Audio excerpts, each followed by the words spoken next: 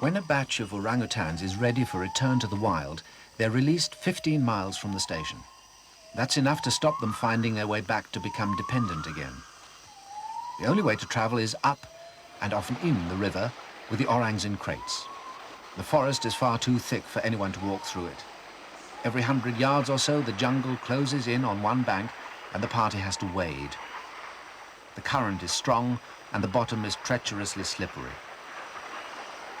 With an average of 15 crossings per mile, it's an exhausting process. The Indonesian helpers somehow manage to stay upright on bare feet.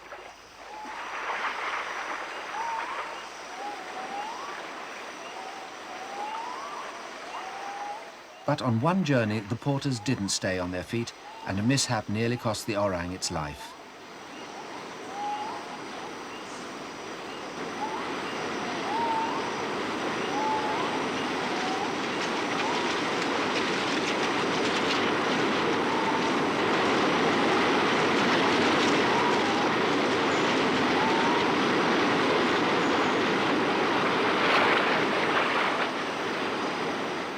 By pure good luck, the crate didn't sink.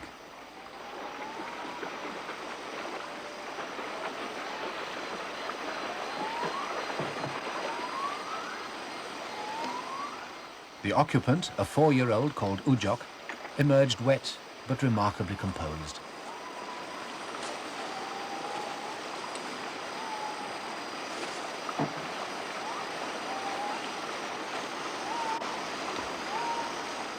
After the accident, Regina decided that they could no longer risk making releases by the river route. Another way would have to be found.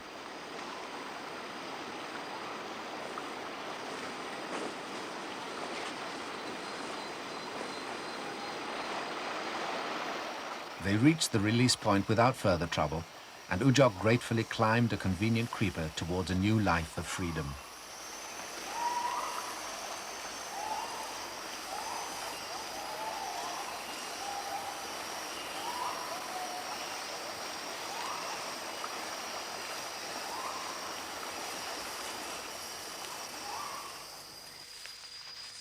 Some months later, when the next party of 8 orangs was ready, Bohorak Rehabilitation Center hired a helicopter to carry the orangs to their new home.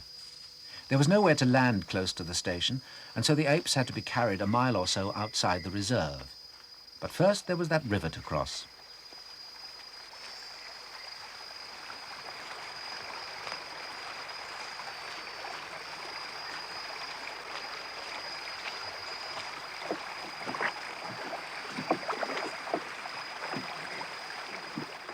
Orangs don't like water and decline to cross even a stream, let alone a river.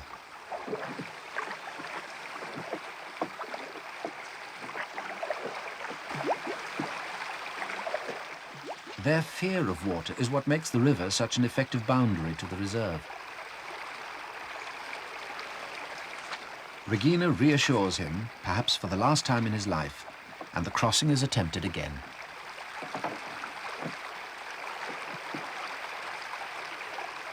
The boat finally makes the crossing with the quietly terrified passengers.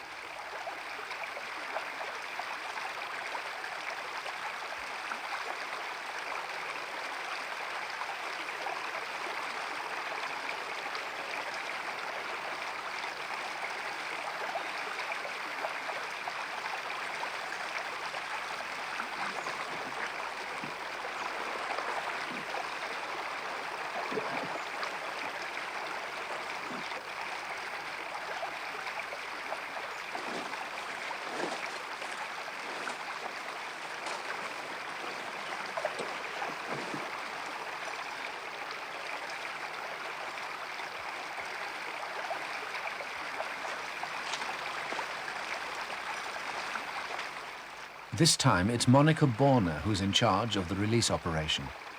Her husband, a scientist who is studying the rare Sumatran rhino far out in the jungle, has cut and marked out a helicopter landing pad at the release point.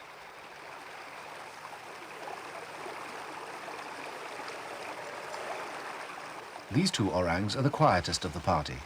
The other 6 will travel in crates. To save room in the helicopter, this pair will fly on Monica's knee, but inside sacks for safety.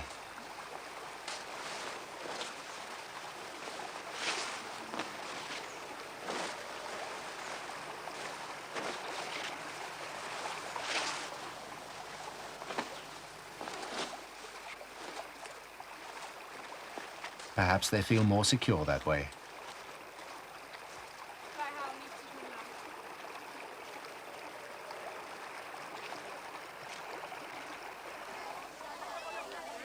It's an expensive undertaking to return just 8 orangutans to the forest. During the girls' entire 3 years at Bohorok, the total released has been fewer than 30.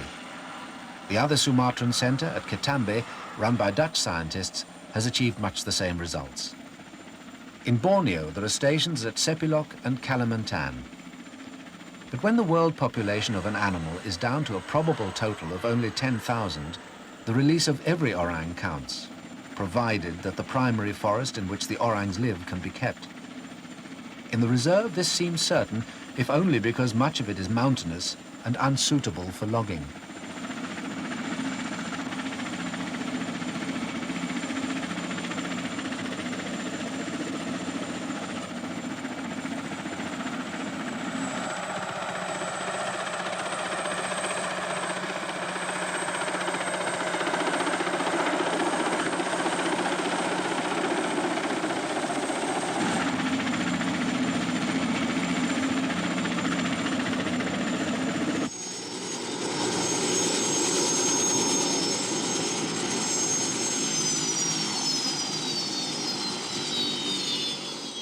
Monica Borner would say that the work of rehabilitation centres is very worthwhile, not only because they supplement shrinking wild populations, but because the attention they have attracted has made the illegal trading in captured orangs much harder.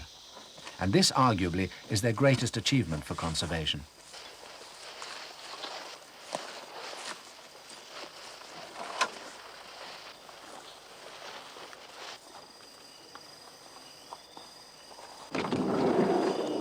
The apes have all been unloaded. Monica stays behind to make the releases and ensure that the orangs get away to a good start.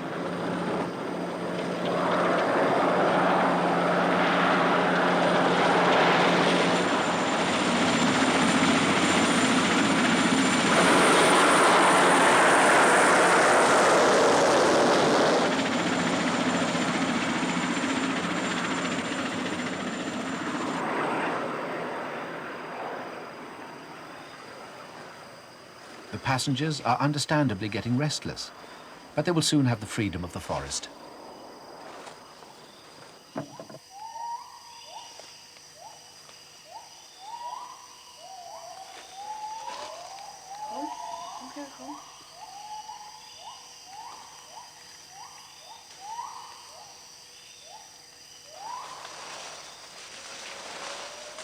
One of the disappointing things about these releases is that it's impossible to follow the apes in their freedom.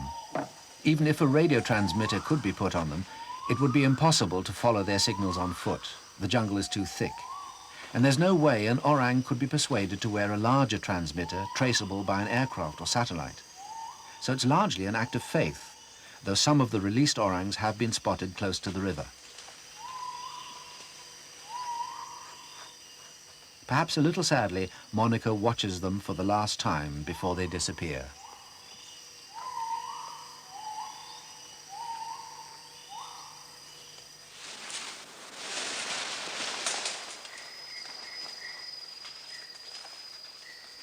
Clowns, acrobats, first cousins to man.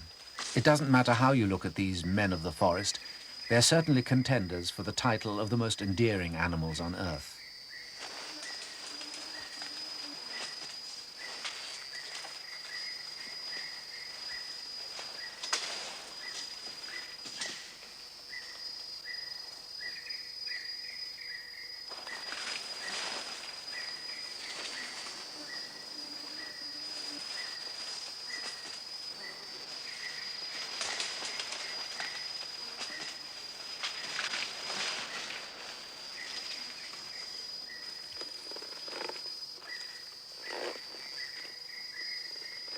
The work of rehabilitation centres like Bohorok has brought home not only what we are losing, but what we must do to keep the few orangs that are left. It is up to the governments of Indonesia and Malaysia, and the outside helpers they seem to welcome, to ensure that the man of the forest will still have a forest left to live in.